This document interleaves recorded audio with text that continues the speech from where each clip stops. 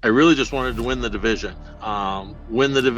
get that first round bye, so then you got a little bit of breathing room in the playoffs. Got a week off, don't have to worry this week, bite my fingernails, anything like that. Just makes my season and makes it so much better already. So happy. Now on ESPN8, The Ocho, bringing you the finest and seldom seen sports from around the globe since 1999. If it's almost a sport, we've got it here. Happy holidays and welcome in to another edition of the SGFFL. Today, I am your host, the Commish. The first round matchups are set, the toilet bowl swirl is in motion, but there are 4 teams not playing this week, and those are the 4 division champions. At the very top, Dan Wacker, the Andy Reid look-alike, finished the season 20-3. Now, the all-time mark for wins in a season is 22. That does include the postseason. Now, if Dan's to tie that mark, he'll have to do something he's never done: get past the semifinals. He's been there twice. Now, I asked him if there's anyone he fears heading into the playoffs. Honestly, all the other 11 teams, I mean, you look at teams that are stacked.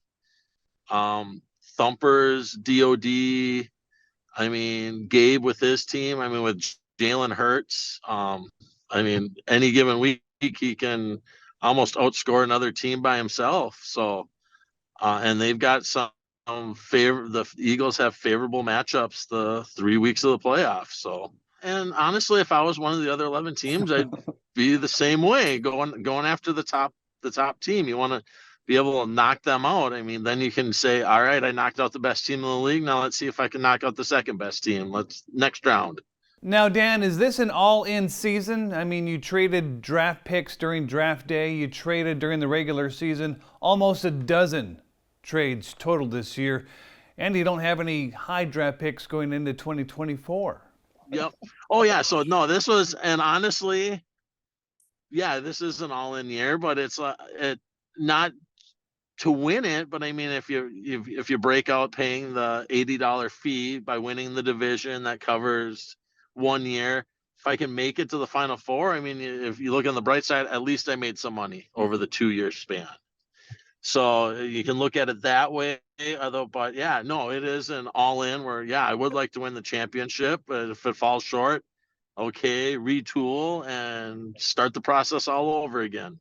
Thank you, Dan. We look forward to many more conversations with you moving forward. Well, from the top seed to the second seed, Gabe Stott has been jamming to his Steel Panther collection since he stole the Kramer division from longtime rival Jason Gross.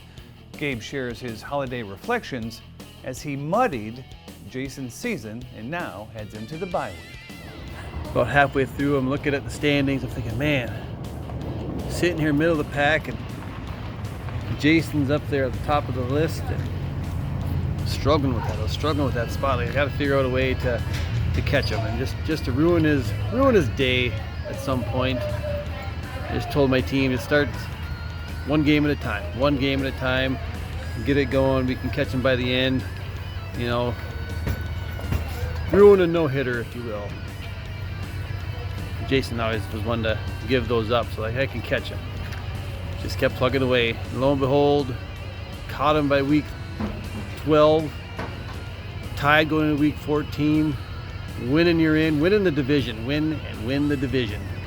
Just like that. And sure enough, he found a way to cough it up, and I got him.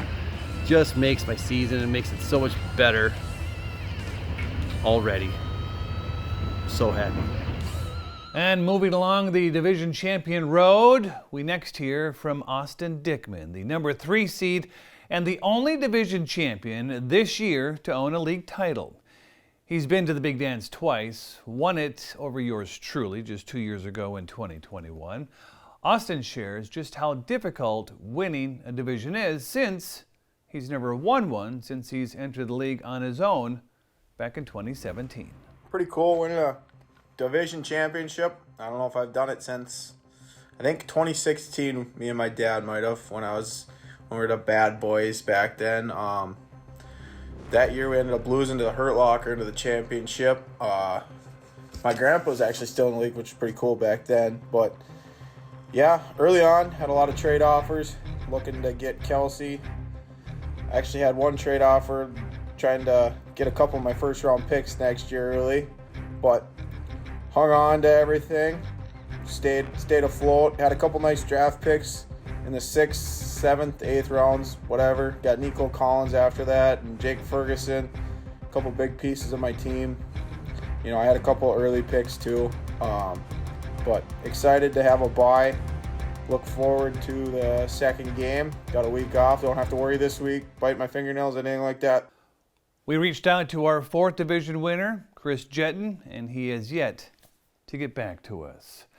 Well, this is the item everybody is shooting for. It is the league trophy, stands almost 5 feet tall.